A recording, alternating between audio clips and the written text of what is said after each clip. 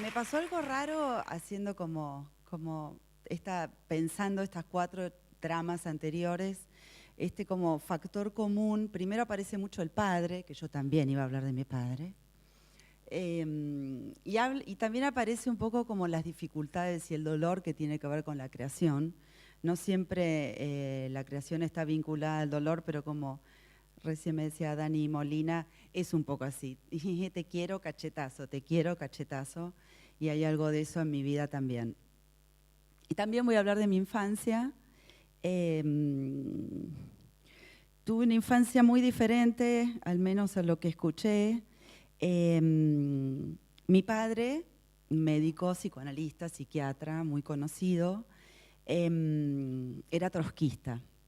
Trotskista, que ahora parece como algo muy, muy antiguo, era muy, muy antiguo. León Trotsky era un señor que estuvo en la Revolución Rusa en 1917, que era como la izquierda del comunismo. O sea, la izquierda, ya no existe más izquierda que eso.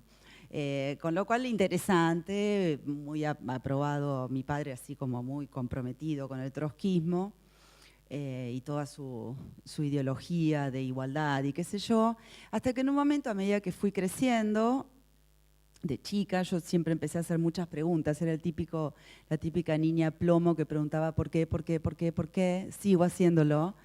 Empecé a preguntar por qué mi padre, que es trotskista, vivíamos acá en Figueroa Alcorta y Salguero, iba a pescar truchas al Bariloche con mosca, íbamos a cazar liebres a la pampa, no sé qué.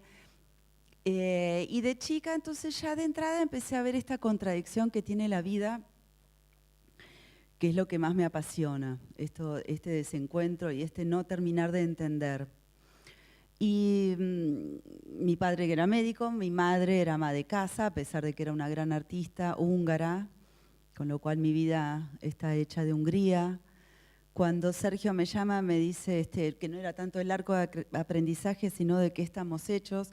Yo estoy hecha de una cocina húngara, estoy hecha de un bordado húngaro, estoy hecha de una familia de intelectuales donde hacían tai chi chuan, fumaban porro, se hacía escuela pública, hacía una creación, una educación muy buena, muy completa y muy contradictoria.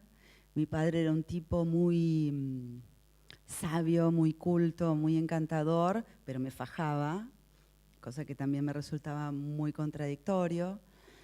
Y mis hermanos mayores, tengo 2 hermanos mayores y 2 hermanos menores de otro matrimonio. Los hermanos mayores siguieron la carrera de medicina, igual que mi padre.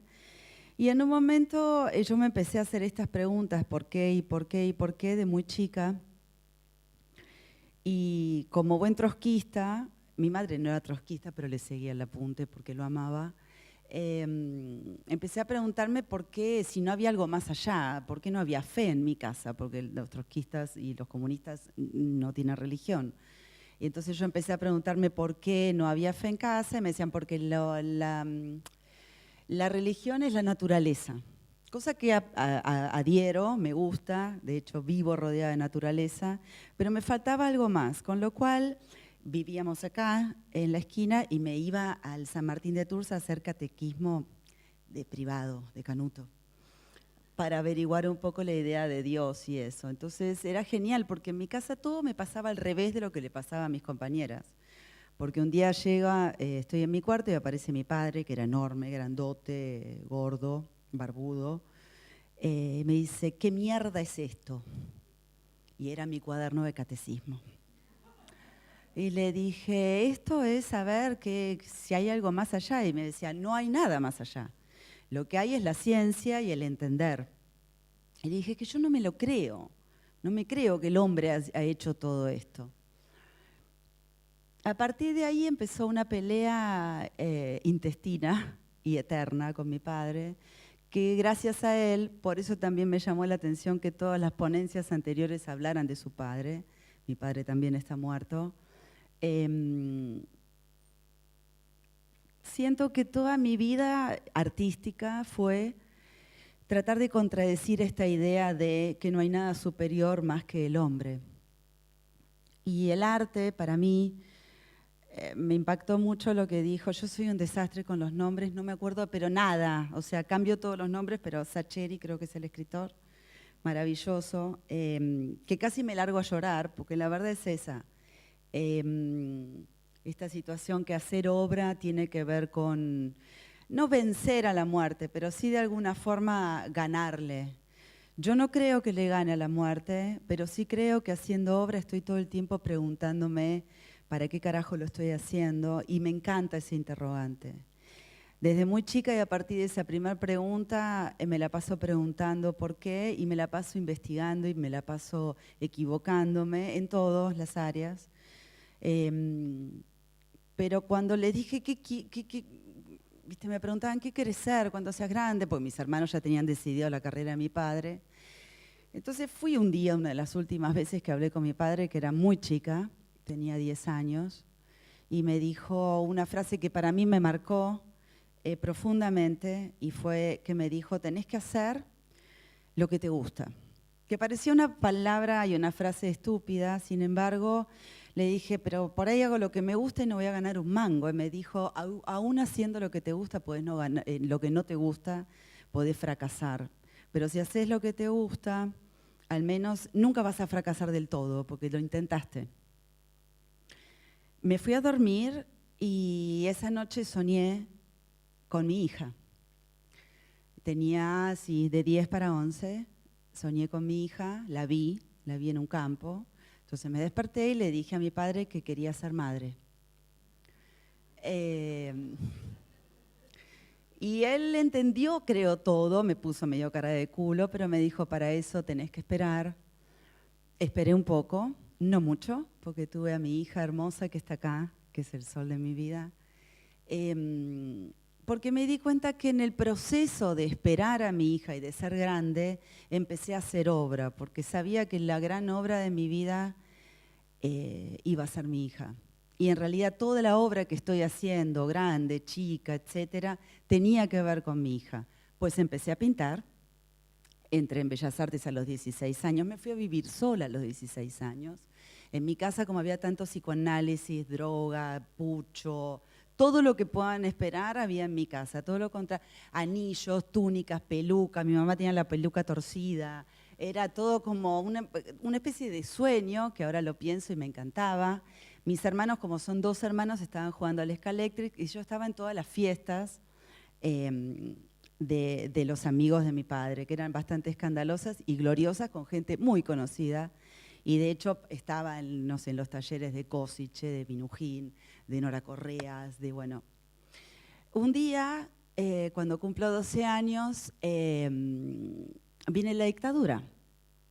Y cuando viene la dictadura, que en realidad para mucha gente pasó, mucha gente decía, yo no me di cuenta que estaba la dictadura, porque en realidad podía haber un montón de personas que no se enteraban. Pero como en mi casa éramos intelectuales, sí pasó la dictadura. Y ese fue, a los 12 años, el momento donde decidí que iba a ser artista, porque mi viejo estaba guardando libros y separando libros de su biblioteca, acá, una biblioteca muy linda. Y le dije, ¿por qué separas libros? Y me dijo, porque estas son nuestras armas.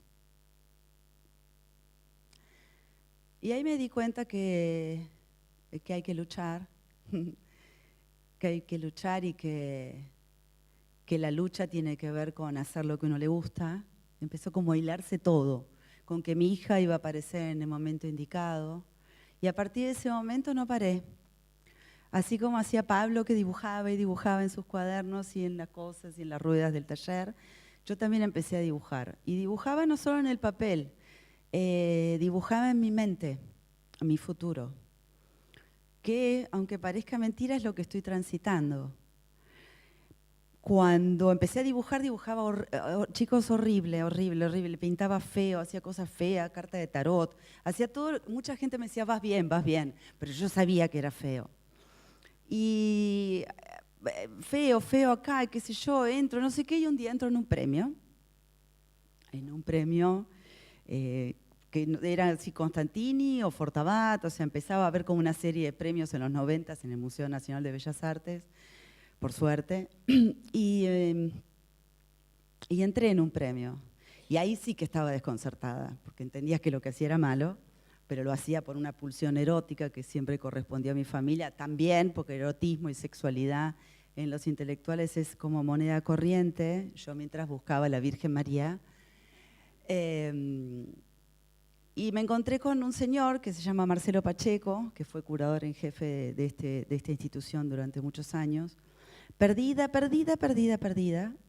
porque me acuerdo que había presentado una pieza que era un pastito, que hoy está en la colección, en el año 97. Era un pastito que era todo hecho de vidrio, era como si fuese esta alfombra, un pastito intransitable. Y me di cuenta que había hecho mi primer lugar privado, mi primer lugar propio, mi primer obra, pero a la vez nadie podía ingresar.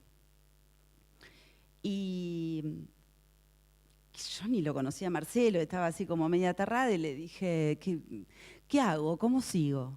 Y me dijo, tenés que leer literatura argentina del siglo XIX. Y empecé a leer como una loca, Sarmiento, Echeverría, Mansilla, todo. Y empecé a entender, porque toda mi familia me crió un poco en plan Hungría, Polonia y todo lo demás, empecé a entender esta violencia que amo, que es el no saber muy bien nunca qué va a pasar el día de mañana. No sé si lo que le estoy diciendo sirve para algo, porque en realidad no.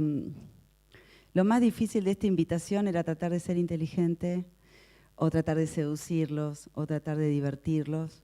Y creo que ahora sentada acá, lo único que me importa es que haya venido mi hija y que quizás cenamos juntas. Y decirles que esta carrera recién empieza, esta es mi última obra, la hice en Miami, es una obra que es enorme y cada vez hago obras más grandes y más grandes y más grandes y no sé qué quiero abarcar, no sé hasta dónde quiero llegar, pero lo que sí sé es que no puedo aconsejar a nadie porque he tenido una vida que no me alcanzarían no 10 minutos, 10 horas para contarle todo lo que me ha pasado, ni en los países donde viví, ni todo lo que hice, pero sí sé que en la simpleza y en las cosas más chiquitas, de verdad, es donde más feliz me siento.